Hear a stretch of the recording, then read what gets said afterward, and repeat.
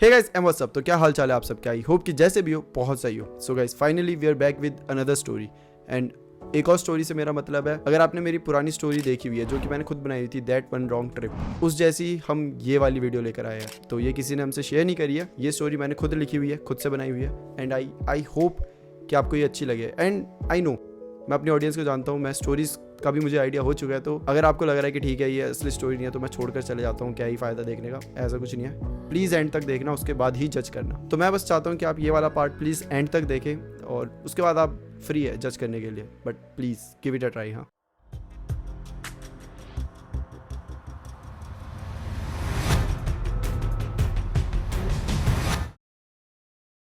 तो गाइज ये स्टोरी है 5 दोस्तों की। ये 5 दोस्त कॉलेज फ्रेंड्स होते हैं और इन सबका एक कॉमन शौक होता है ट्रैवलिंग का। इन्हें जब भी टाइम मिलता था, जब भी जहाँ पे भी टाइम मिलता था, ये लोग ट्रैवल करने चले जाते थे। इनके ग्रुप में होते हैं लीसा, आरती, रोहन, कार्तिक एंड शौर्य। ये 5 दोस्तों का एक ग्रुप था। ये ग्रुप कॉलेज के फर्स्ट ईयर से था और ये एक पॉपुलर ग्रुप नहीं होता जो हर कॉलेज में होता है कि सब उन्हें लुकअप करते हैं। मतलब ये सबके लिए इंस्पिरेशन थे। इनके रहने का स्टाइल, इनके घूमने का स्टाइल, इनकी सोशल लाइफ, इनकी हर चीज़ इतनी प्यारी थी, इतनी अच्छी थी कि कॉलेज का हर कोई स्टूडेंट इन्हें आइडियलाइज करता था। बट शायद इन्हें भी नहीं पता था कि इनका जो ट्रैवल का शौक है वो एक ट्रिप के बाद इनके लिए नाइटमेयर बन जाएगा। और उस ट्रिप की अब हम बात करने वाले हैं।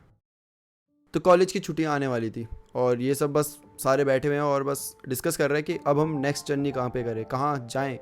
कोई ऐसी जगह जहाँ पे कोई ना गया हो, कोई ऐसी जगह जो बहुत एक्साइटिंग हो, जहाँ पे इससे पहले हम सब कभी ना गए हो। तो बस सब बैठ के डिस्कस कर रहे हैं। लीसा बोलती है कि कहीं ऐसी जगह चलते हैं जो बहुत पॉपुलर हो, वहाँ जाएंगे, अच्छे से घूमेंगे और आ जाएंगे। उसी टाइम आरती बोलती है नहीं यार, ऐसी जगह नहीं जाएंगे जो बहुत पॉपुलर हो। आजकल हर कोई वहाँ पे चले जाता है और फिर वहाँ पे बहुत ज़्यादा भीड़ हो जाती है और ना ढंग से घूम पाते हैं, ना कुछ देख पाते हैं भीड़ की वजह से। तो ऐसी जगह चलते हैं जहाँ पे कोई भी ना गया हो, जो थोड़ी सी मतलब कम पॉपुलर हो।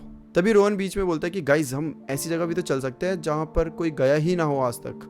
मतलब ऐसा नहीं है कि कम लोग गए हो, कुछ हो, कोई गया ही ना हो, कोई ऐसा मिस्टीरियस गांव, कोई इंडिया का ऐसा कोना जो एकदम मिस्टीरियस हो। तो सोचो कितना ज्यादा एडवेंचरस और एक्साइटिंग होगा हम सबके लिए, एक ऐसी जगह जाना जिसका हमें कुछ पता ही ना हो। तभी कार्तिक बोलता है हाँ भाई, मतलब ऐसी जगह मिल जाएगी हमें सोशल मीडिया के ज़माने में जहाँ किसी को कुछ पता ही ना हो। सीरियसली ऐसी कोई जगह है जिसके बारे में किसी को कुछ पता ही ना हो? रोहन बोलता है कि अरे भाई ऐसी जगह बहुत होती हैं जिसके बारे में किसी को पता नहीं होता। मतलब ना वहाँ कोई सोशल मीडिया होती है ना कुछ, तो किसी को नहीं पता चलता। वो बस कुछ मिस्टीरियस जगह होती हैं, हमें बस ढूंढने की ज़रूरत है। और अब ये सब बस डिस्कस कर रहे हैं कि अगर ऐसी कोई जगह भी है तो हमें कैसे मिलेगी। नेट में तो इसके बारे में कुछ होगा नहीं, तो हम सबको कैसे मिल सकती है सारी जगह। अब बड़ा डाइसी सा हो रहा है कि चला जाए ऐसी जगह या ना चला जाए, क्योंकि हमें कुछ पता ही नहीं है ना, आइडिया ही नहीं है कि ऐसी जगह कहाँ मिलेगी। अब इसमें थोड़े से करेक्टर मैं बता देता हूँ आपको। जो आरती है उसका करेक्टर है जल्दी डर जाने वाला।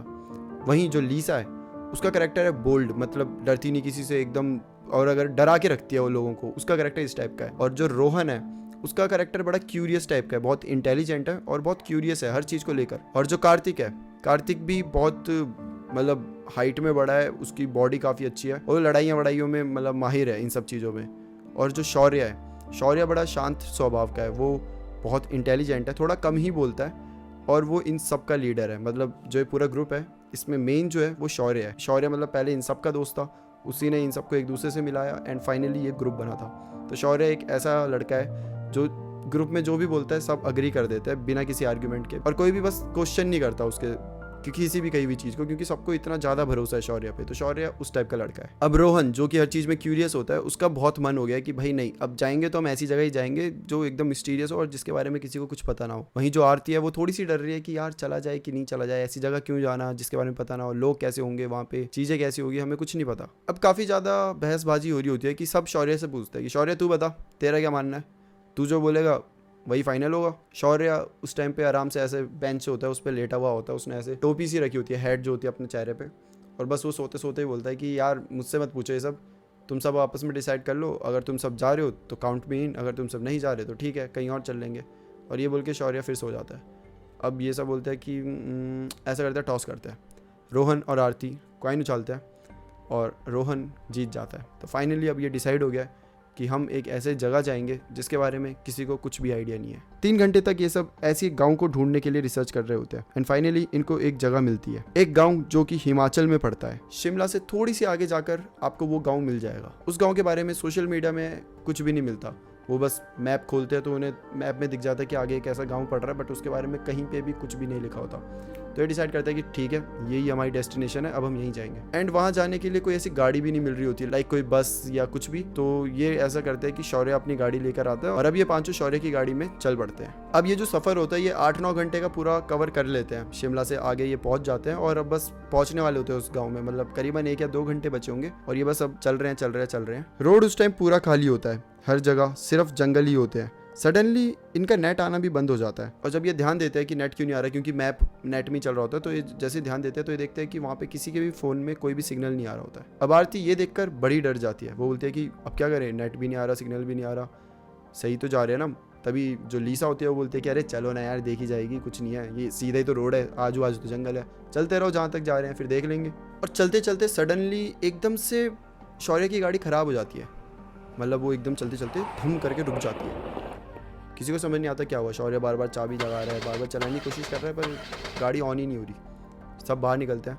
रोहन जाके गाड़ी को पूरा देखता है, लेकिन किसी को समझ नहीं आया होता कि ये क्या हुआ है। गाड़ी ख़राब पड़ी हुई है, ये पांचों एक सुनसान से इलाके में खड़े हैं और अब किसी को समझ नहीं आ रहा है कि करें तो आखिर करें क्या। आधे घंटे तक ये सब कुछ ना कुछ ट्राई कर रहे होते हैं गाड़ी चलाने की, बट फाइनली गाड़ी जवाब दे जाती है और इन सब की हिम्मत भी। अब ये सोच रहा है कि आसपास कोई मैकेनिक मिल जाए, कुछ मिल जाए तो काम हो जाएगा, लेकिन आसपास तो कुछ है ही नहीं, सिर्फ जंगल ही जंगल है। कि तभी जो रोहन होता है उसे दूर एक मंदिर दिखता है और वो सबको दिखाता है, गाइस वो देखो मंदिर, अगर वहाँ पर मंदिर है इसका मतलब है कि वहाँ पे लोग आते होंगे, तो क्यों ना हम वहाँ तक चलें।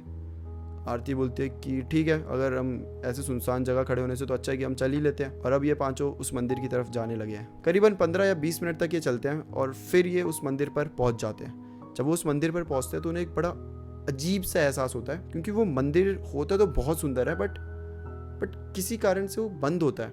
उस पर पूरे जाले जाले लगे होते हैं। ऐसा लगता है कि 15, 20, 25 सालों से ये मंदिर बंद पड़ा हुआ है। आजू बाजू के पूरा चीज़ें जली हुई होती है, मंदिर पूरा काला सा हो गया होता है और इतनी धूल, इतनी गंदगी उसमें होती है कि इन्हें समझ नहीं आ रहा था क्या ही है। मतलब ये मंदिर तो नहीं है, बट मतलब ये मंदिर है भी और ये ऐसे बंद पड़ा हुआ है, किसी को कुछ समझ नहीं आ रहा। कि तभी आसपास ये देखते हैं तो इन्हें दिखता है कि मंदिर एक चोटी पे होता है और उसके नीचे पूरा गांव बसा हुआ होता है। ये गांव ज़्यादा बड़ा नहीं होता, बहुत छोटा सा गांव होता है और यहाँ के लोग काफ़ी पुराने टाइप के होते हैं। कोई ऐसा मतलब इतने पुराने कि वहाँ पे जीन्स शर्ट्स ये भी नहीं चल रही होती, नॉर्मल कुर्ता पजामा सब उसी में ही घूम रहे होते हैं। वहाँ पे किसी के हाथ में फ़ोन नहीं होते, नॉर्मली सब बस अपने काम कर रहे होते हैं। एग्रीकल्चर मतलब खेती बाड़ी ये सब करते थे, उसी से ही कमाते थे। थोड़ी बहुत दुकानें होती थी। मतलब इस गाँव को देखकर ऐसा लग रहा था कि ये एक ऐसी जगह आ चुकी है जहाँ पे बाकी इंडिया का कुछ लेना देना ही नहीं है। मतलब पूरा इंडिया अलग और ये गाँव अलग। और ये देखते ही रोहन को एक चीज़ क्लिक करती है कि गाइस ये तो ऐसा गांव है जिसके बारे में हमें नेट में भी नहीं मिला। मतलब शिमला के आगे जाना था वो दिखा रहे थे, हम जहाँ जाने वाले थे वो भी था मैप में, बट ये गांव तो मैप में भी नहीं था। तो ये हमारी परफेक्ट डेस्टिनेशन हो सकती है। क्यों ना हम जहाँ जा रहे हैं उसे ड्रॉप करके यहीं घूमें, यहीं एक्सप्लोर करें। सब बोलते हैं कि वेल साउंड्स गुड, क्योंकि गाड़ी भी ख़राब हुई है, वैसे भी नहीं जा सकते, तो चलो गाँव में ही चलते हैं इनके।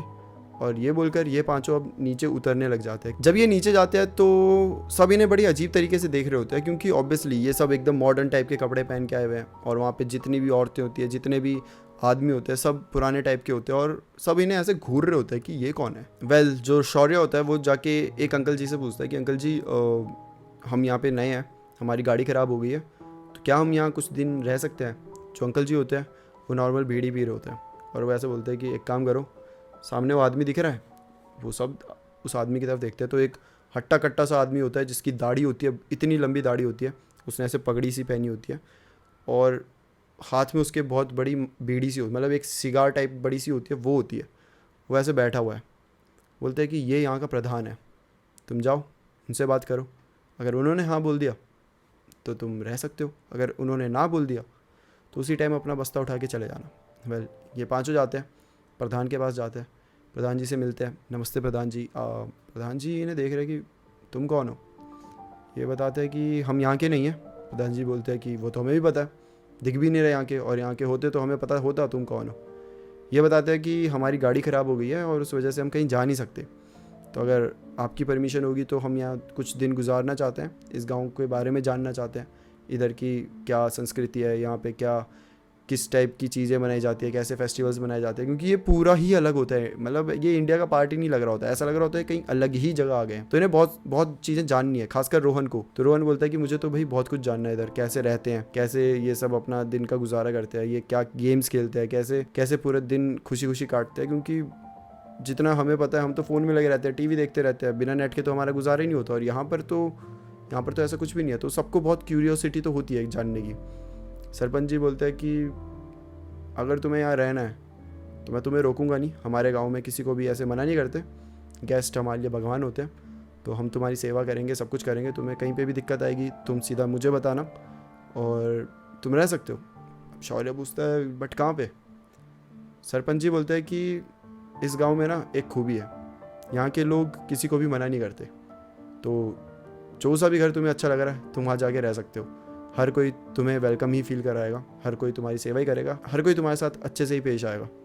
ये बोलते हैं कि ऐसी बात है तो ठीक है। अब ये सब सारा गांव घूम रहे हैं, गांव भी देख रहे हैं और घर भी देख रहे हैं जहाँ ये अच्छे से रह सके।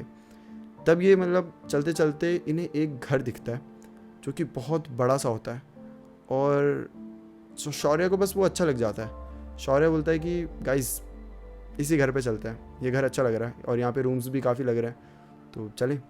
ये पांचों उस घर पे जाते हैं, नॉक करते हैं। जैसे नॉक करते हैं तो एक इन्हीं की एज की एक लड़की होती है, वो दरवाज़ा खोलती है। वो लड़की दिखने में बेहद सुंदर होती है और बस वो हंस के बोलते हैं कि क्या हुआ, आप सब कौन है और आपने ये पहन के क्या रखा हुआ है। और वो इन्हें देख के बस हंस रही है। जैसे वो हंस रही है वो देख के बाकियों को अच्छा नहीं लगता, मतलब कपड़ों को देख के ऐसे हंसना किसी को भी अच्छा नहीं लगा। तो बाकी लोग ऐसे बोल रहे हैं कि क्या हो गया भाई, ऐसे क्यों हंस रहे हो तुम, नॉर्मल कपड़े ही हैं। बट शौर्य कुछ नहीं बोल रहा, शौर्य सिर्फ उस लड़की को देख रहा है। उस लड़की के हंसने से पता नहीं क्यों कार्तिक बहुत ज़्यादा गुस्से में आ जाता है। उसे अच्छा नहीं लगता कि कोई उसे ऐसे जज कर रहा हो।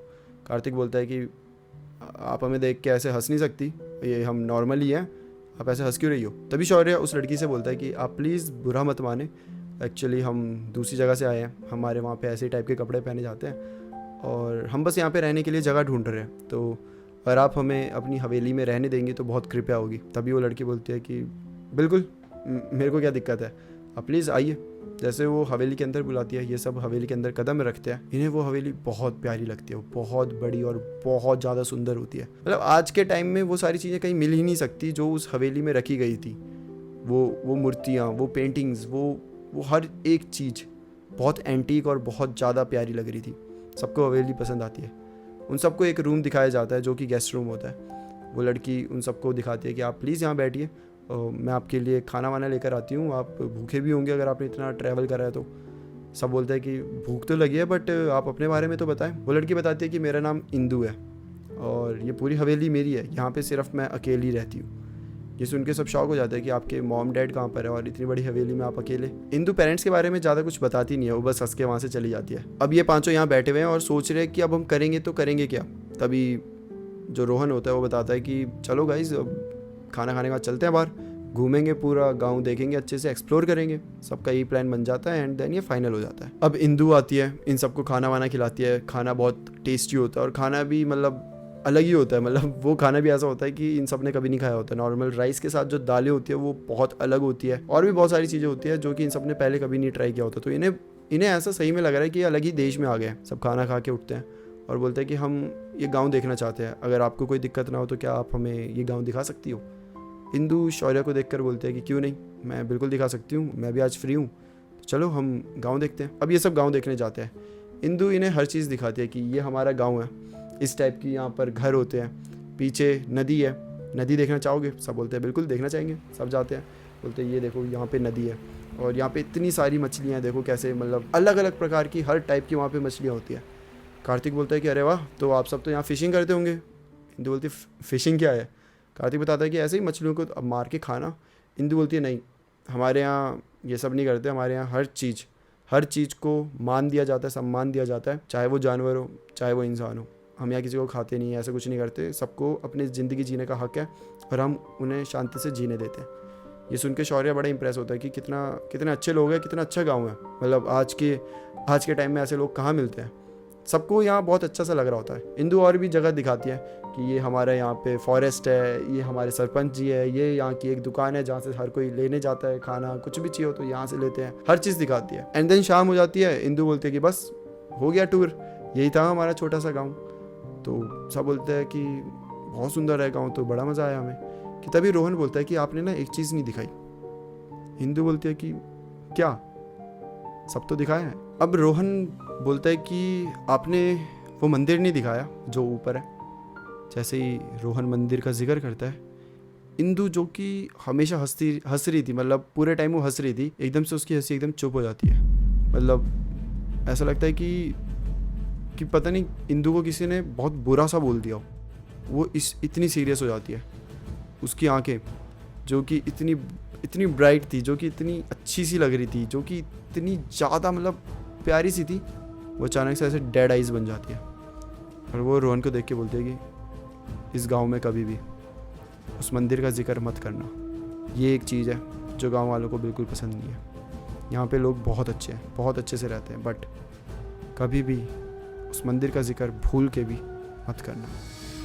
सब एकदम चुप हो जाते हैं। शौर्य पूछता है कि ऐसा क्या है उस मंदिर में, और इतना ज़्यादा सीरियस कुछ हुआ था क्या वहाँ पर। जैसे ही वो सब ये बोलते हैं, इंदु को एकदम गुस्सा आने लग जाता है। इंदु जो कि एकदम प्यारी सी कोमल सी लड़की थी, मतलब एकदम होती नहीं कुछ लड़कियां जो कि एकदम प्यारी सी होती है, जिन्हें देख के लगता है कि नहीं ऐसे ऐसे भी कर दोगे तो एकदम डर के ऐसे हो जाएंगी, वो उस टाइप की लड़की थी। और उस लड़की को एकदम से गुस्सा आ रहा है, उसकी सांसें तेज हो रही है और वो इन्हें एकदम गुस्से से देख रही है। और पता नहीं क्या होता है, इंदु इन सबको एक अलग ही भाषा में कुछ बोलने लग जाती है, जोर से, कुछ अजीब जो कि किसी को समझ नहीं आता। और ये बोलते बोलते उसकी जो आवाज़ होती है वो भारी होने लग जाती है। आरती जैसे ही देखती है, आरती बहुत ज़ोर से चिल्ला देती है। आरती वैसे ही बहुत डर रही थी, बट ये सब देख के उसके डर की सीमा नहीं रहती, वो बहुत ज़ोर से चिल्लाते हैं। सारे गांव वाले वहाँ आ जाते हैं और सब इंदु की ये वाली हालत देखते हैं। इंदु बहुत ज़ोर से अजीब तरीके से इन सबको कुछ बोल रही है और एकदम से बोलते बोलते वो बेहोश हो जाती है। शौर्य जाता है, इंदु को उठाने की कोशिश करता है, क्या हुआ क्या हुआ क्या हुआ। गांव वाले सारे आ जाते हैं, सरपंच जी आ जाते हैं और बोलते हैं कि तुमने क्या किया इसके साथ। बोलते हमने कुछ नहीं किया, हमें पूरा गांव दिखा रही थी, हम मंदिर की बात करी और ये ऐसे रिएक्ट करने लगी। जैसे इन्होंने मंदिर का नाम लिया, पूरा गांव एकदम चुप हो गया। सरपंच जी एकदम खामोश। और ये खामोशी नहीं थी, खामोशी में ऐसा नहीं लगता जैसा इन सबको लग रहा था। ये खौफ था जो सब गांव वालों की आंखों में दिख रहा था। किस चीज़ का खौफ, ये इन पांचों को बिल्कुल आइडिया नहीं था। अब पूरे गांव में ये खौफ, अजीब सी एक वाइब आ रही है इन पांचों को कि मतलब समझ नहीं आ रहा कि चल क्या रहा है। तभी शौर्य जाके पूछता है कि कुछ बात हुई है क्या। प्रधान जी बोलते हैं कि कुछ नहीं हुआ, तुम जाओ, तुम शाम हो गई है, तुम सब जाओ अपना फ्रेशन अप हो जाओ, मुंह हाथ धो लो और खाने के लिए हम बुलाते हैं तुम्हें, ठीक है। तो तुम्हें चिंता करने की कोई ज़रूरत नहीं है, तुम आराम से जाओ, इंदु को हम देख लेंगे। तो अब ये पांचों चले जाते हैं हवेली में वापस और इंदु को सरपंच जी उठाते हैं और पूरा गांव मतलब ऐसे इकट्ठा हो गया, गोला सा बन गया, बीच में सरपंच जी है और ये पांचों जाते हुए इन्हें देख रहे हैं कि चल क्या रहा है यहाँ पर। और कार्तिक बोल रहा है कि क्या था ये, समझ आया कुछ।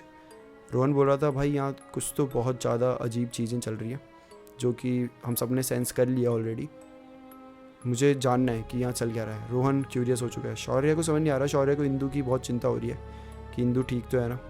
और आरती बहुत ज़्यादा डर गई है। आरती बोलती है कि देख लो यार, मैं तो कह रही हूँ चलते हैं अपना, कल सुबह ही यहाँ से निकलते हैं।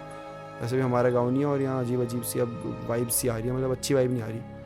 और वहीं जो लीसा होती है वो बोलती है यार तू पागल है क्या, तुझे हर जगह सेम ही चीज़ रहती है, रुक जा ना, आए हैं तो मज़ा आ रहा है, थोड़ा रुकते हैं आराम से देखेंगे, इंटरेक्ट भी तो करना है सबसे, अभी आज तो बस एक्सप्लोर करा। और ये सब बातें करते करते सब हवेली में चले गए। अब करीबन 8 या 9 बज गए। अब खाने का समय हो गया, सबको भूख लग रही है, बट सरपंच जी अभी तक आए नहीं। सरपंच जी ने बोला था कि तुम लोग जाओ, मैं खाने का देखता हूँ, बट वो आए नहीं अभी तक। सब उन्हीं का इंतज़ार कर रहे हैं कि इन्हें एक किसी के चिल्लाने की आवाज़ आती है, बहुत ज़ोर से किसी लड़की के चिल्लाने की। और एकदम से इन्हें आवाज़ ऐसे आती है कि बहुत ज़्यादा क्राउड जो है वो ऐसे भागते हुए आ रहा है। किसी को समझ नहीं आ रहा है क्या हुआ। क्राउड, इतने लोगों के चिल्लाने की आवाज़ और एक लड़की के अलग से बहुत ज़ोर से चिल्लाने की आवाज़, और उसके पीछे जो क्राउड, जैसे आप कहीं क्राउडेड एरिया में हो तो कैसी आवाज़ आती है, उस टाइप की आवाज़ आ रही है। और वो आवाज़ ऐसे आ रही है, मतलब दूर से पास आ रही है। सबको समझ आ रहा है कि भागते हुए कोई तो पास आ रहे हैं। सब हवेली से बाहर निकल जाते हैं कि आखिर हो क्या रहा है। और जब हवेली से बाहर निकलते हैं वो देखते हैं कि जो इंदु होती है, इंदु की हालत बहुत ज़्यादा बुरी होती है। उसके उसके शरीर से खून निकल रहा होता है, उसके सर फटा हुआ होता है अजीब सा, और पूरे शरीर में खून खून निकला, और वो चिल्ला रही है और वो भाग रही है, और उसके पीछे सारे गांव वाले भाग रहे हैं। किसी के हाथ में चाबुक है, किसी के हाथ में ऐसे मतलब छड़ी सी है, सबके हाथ में कुछ ना कुछ है, और वो इंदू को मार रहे हैं। किसी को कुछ समझ नहीं आ रहा कि ये हो क्या रहा है। पांचों वहाँ पे पागल से हो गए कि ये क्या हो रहा है भाई, ये इंदू को ऐसे मार क्यों रहे हैं, ये लोगों को क्या हो गया एकदम से। कि तभी इंदू चिल्लाते चिल्लाते अपने हवेली के सामने आती है। सबने वहाँ गोला बना लिया है और सब इंदू को मार रहे हैं। अब इंदू जोर जोर से शौर्य को देख के चिल्ला रही है कि बचाओ, मुझे बचाओ, मुझे बचाओ। शौर्य और कार्तिक दौड़ते हुए जाते हैं और बीच में खड़े हो जाते हैं कि क्या कर रहे हो आप, ये सब आप ऐसे नहीं कर सकते, ये आप क्यों मार रहे हो इसे। प्रधान जी बोलते हैं कि तुम्हें बीच में आने की ज़रूरत नहीं है, तुम अपने हवेली में जाओ, तुम्हारी हम खातिरदारी करेंगे, खाना भिजवा देंगे, चुपचाप खाओ, हमारे काम के बीच में मत आओ। तभी शौर्य बोलता है कि आप ये क्या कर रहे हो, मतलब क्यों कर रहे हो ऐसा, ये इतनी प्यारी सी लड़की जो आपको इतना मानती है, आप सबको इतना अच्छा मानती है, आप उसे क्यों मार रहे हो। तब गांव वाले बोलते हैं कि ये लड़के, तुझे यहाँ का कुछ पता नहीं है, तुझे नहीं पता ये लड़की कौन है, तुझे नहीं पता इसकी माँ कौन थी, वो मंदिर जिसका यहाँ पे कोई नाम नहीं लेता, तुझे कुछ स्टोरी नहीं पता, तो तू चुप रह और जा अपना काम कर। शौर्य बोलते हैं नहीं, हम नहीं जाएंगे, हम इसे ऐसे नहीं छोड़ सकते, हम ऐसे किसी को मरने नहीं दे सकते, हमारी दोस्त है। और यही सब चल रहा है कि वहाँ पे लीसा भी आ जाती है। लीसा आके बोलती है कि मैं आप सबकी कंप्लेंट कर दूंगी पुलिस में। प्रधान बोलते हैं यहाँ पे कोई पुलिस नहीं होती, यहाँ पे जो भी डिसीज़न होता है वो मैं लेता हूँ, और ये मेरा डिसीज़न है कि इंदू आज यहीं मरेगी। जैसे वो बोलते हैं ये सब इनके मतलब इनके पाँव से धरती खिसक जाती है भाई कि क्या चल रहा है, ये एकदम से मरेगी, एकदम से ये इतनी अच्छी लड़की जो आप सबको इतना मानती है, आप सब जो इतने अच्छे लोग हो, एकदम से क्या हो गया आप सबको, किसी को समझ नहीं आ रहा। और ये पांचों वहाँ जाके इन्हें कन्विंस कर रहे हैं कि नहीं नहीं आप प्लीज़ ऐसा मत करो, मिसअंडरस्टैंडिंग हुई होगी, आप बात करके क्लियर करो, ऐसे मारते नहीं, ये छोटी छोटी बात पे मारना, ये सब ये तो क्राइम है, जुर्म है, ये वो सब मतलब कन्विंस करने की कोशिश कर रहे हैं। इंदू ने हमें बताया था कि इस गाँव में लोग जानवरों तक को नहीं मारते, उन्हें जीने देते हैं, सबको जीने का हक है, तो आप इसके साथ ऐसा क्यों कर रहे हो, ऐसा क्या हो गया। बट कोई नहीं मान रहा, सबके आंखों में एक डर है, गुस्से से ज़्यादा सबकी आंखों में डर है, सबके हाथ इस टाइप से कांप भी रहे हैं। बट सब यही कह रहे हैं कि इसे मरना पड़ेगा, अगर ये नहीं मरेगी तो बहुत ज़्यादा गलत चीज़ें होंगी जिसका किसी को कोई आइडिया नहीं है। शौर्य इंदू के कान में जाके एकदम से बोलता है कि हम इन सब का ध्यान भटकाएंगे, तुम्हें उस टाइम यहाँ से भागना है, ठीक है। इंदू बोलते हैं कि ठीक है, मैं ऐसे ही करूँगी। अब शौर्य और उसके जो चारों दोस्त होते हैं आपस में ऐसे आंखों से कोऑर्डिनेट करने की कोशिश करते हैं, और वो सब ऐसे जैसे इन सब ने गोला बनाया हुआ है गांव वालों ने, ये बीच में एक मिनी सर्कल बना देते हैं और एकदम बीच में इंदू है, ऐसे मिनी सर्कल इन पांचों ने बनाया, और इस साइड पूरा क्राउड है, पूरे गांव वाले हैं, और ये पांचों एक दूसरे का हाथ ऐसे पकड़ के एकदम चिल्लाते हैं जोर से और ऐसे धक्का देते हैं सबको जैसे धक्का देते हैं, सब थोड़े थोड़े पीछे होते हैं, किसी को एकदम से समझ नहीं आता कि ये लोग क्या कर रहे हैं, पांचों पागल हो गए कि हमें धक्का दे रहे हैं। जैसे ये देते हैं इंदू वहाँ से भाग जाती है, इंदू चिल्लाते हुए भागती है, और जब वो दूर चली जाती है और वो इतनी तेज़ भागती है कि ये पांचों भी हैरान है कि भाई साहब एक लड़की इतनी तेज़ कैसे भाग सकती है, इनफैक्ट एक लड़की क्या एक इंसान इतनी तेज़ कैसे भाग सकता है। बट हैरानी से ज़्यादा ये सब थोड़े सा रिलीफ फील करते हैं कि फाइनली हमारी दोस्त बच गई, फाइनली वो यहाँ से भाग गई। जैसे वो भागते हैं सारे गांव वाले उन पांचों को बोल रहे होते हैं कि तुमने क्या किया, तुम्हें पता भी है तुमने किसको जाने दिया है, इस जुर्म की माफ़ी तुम्हें नहीं मिल सकती। सब बहुत ज़्यादा डरे हुए हैं और वो इन पांचों को अजीब अजीब तरीके से बोल रहे हैं कि तुम्हें ऐसा नहीं करना चाहिए था, उसे जाने दिया, अब हम सब की मौत होगी, अब हम सब मरेंगे, तुम्हें नहीं पता तुमने क्या किया। ये पांचों समझ नहीं आ रहा। कार्तिक बोल रहा है कि आप सब क्या बोल रहे हो, ये अजीब अजीब बातें, कुछ समझ आ रहा है आपको क्या बोल रहे हो, एक लड़की को जाने दिया उसकी वजह से हम कैसे मर जाएंगे, और हमने कोई जुर्म किया है, आप एक छोटी सी लड़की को मार रहे थे, जुर्म आप कर रहे थे। शौर्य भी ने समझा रहा है कि हाँ और क्या, आप सब पता नहीं क्या अंधे हो चुके हो गुस्से में, आपको क्या हो गया है हमें नहीं पता, बट जो भी आप कर रहे हो गलत है।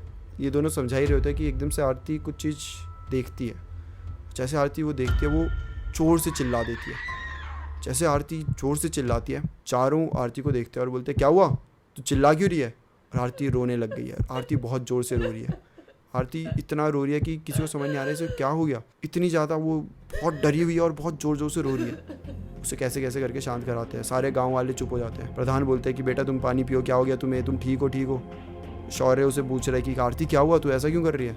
तब आरती रोते रोते ऐसे पॉइंट आउट करती है, वो उस डायरेक्शन में पॉइंट आउट करती है जिस डायरेक्शन में इंदू भागी होती है। शौर्य, कार्तिक, रोहन, लीसा और सारे गाँव वाले उस जगह मुड़ के देखते हैं। जैसे वो देखते हैं पूरा गांव चिल्लाने लग जाता है, डर के मारे वो पीछे हो जाते हैं, क्योंकि वो एक ऐसी चीज़ देखते हैं जो कि बहुत ज़्यादा हैरान करने वाली थी।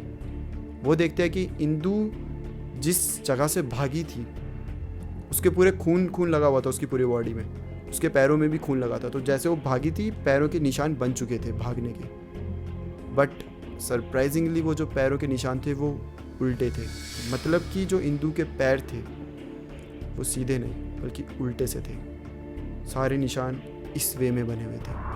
और वो देख के हर कोई हैरान था, और जो औरतें थी उस गांव की वो रोने लग गई थी, वो चिल्लाने लग गई थी कि हे राम, हे भगवान, ये क्या हो गया, ये नहीं हो सकता, वो बच गई, वो अब हम सबको मार देगी। जो बच्चे होते हैं वो रोने लग जाते हैं कि वो वापस आ गई, वो वापस आ, किसी को कुछ समझ नहीं आ रहा है क्या चल रहा है। और तब प्रधान जी चिल्लाकर सबको बोलते हैं कि सब शांत, मुझे पता है कि वो वापस आ चुकी है, तो अब हमारे पास और कोई ऑप्शन नहीं बचा है, अब हमें लड़ना ही होगा चाहे कुछ भी हो। और जैसे प्रधान जी ये ऐलान करते हैं हर कोई वहाँ पे डर गया होता है, हर कोई बोलता है कि हम कैसे लड़ सकते हैं, हम उससे कैसे लड़ सकते हैं, वो तो हैवान है, वो तो शैतान है, ऐसे ऐसे करके सब आपस में बात कर रहे हैं। और ये इन पांचों को समझ नहीं आ रहा है कि ये क्या हुआ। इंदु जो यहाँ से भागी थी उसके पैर के निशान ऐसे उल्टे क्यों बने हुए हैं, उसके पैर उल्टे थे, इन सब का क्या मतलब है। और जिस तरह इन सबको नहीं समझ आ रहा उस तरह आई नो आप सबको भी नहीं समझ आएगा। और इस मिस्ट्री को समझने के लिए आपको देखना पड़ेगा अगला एपिसोड। तो गाइस ये स्टोरी का फर्स्ट पार्ट था और यहाँ से स्टोरी शुरू होती है। अगर आपको लग रहा था कि ये स्टोरी है तो यहाँ से स्टोरी असल में शुरू हुई है। ये एक बिल्टअप था, ये सबके लिए एक इंट्रो था, हर चीज़ का, उस गांव का, इन पांचों का, इंदु का, उस मंदिर का। तो ये एक इंट्रो था। अब मेन स्टोरी अगले वाले पार्ट से शुरू होगी। सो आई होप कि आपको ये स्टोरी इंटरेस्टिंग लग रही हो, आई होप कि आपको इस स्टोरी में मज़ा आ रहा हो, क्योंकि मैंने बहुत दिल से स्टोरी बनाई है एंड आई जस्ट होप कि आपको ये स्टोरी पसंद आ रही हो। So that's it for today guys. अगला पार्ट बहुत जल्दी आने वाला है, बहुत जल्दी आएगा, ट्रस्ट मी, पिछली बार की तरह देरी नहीं होगी। ऑलरेडी मैंने वो सब रिकॉर्ड करके रखा हुआ है, बस एडिट होते ही मैं डाल दूंगा। सो या दैट्स इट फॉर टुडे। फिर मिलते हैं हम किसी और टॉपिक के साथ। और हाँ, आप सबको क्या लगता है आगे क्या होगा, क्या स्टोरी होगी, आप भी अपने अपने वर्जन्स नीचे कमेंट में लिख सकते हो, भेज सकते हो, जिसे हम सब पूरी ऑडियंस देखेगी ऑलरेडी। तो जो आपको लगता है कि आगे क्या हो सकता है, क्या होना चाहिए, आप अपनी अपनी स्टोरी बनाकर भी नीचे कमेंट कर सकते हो। So bye bye and take care.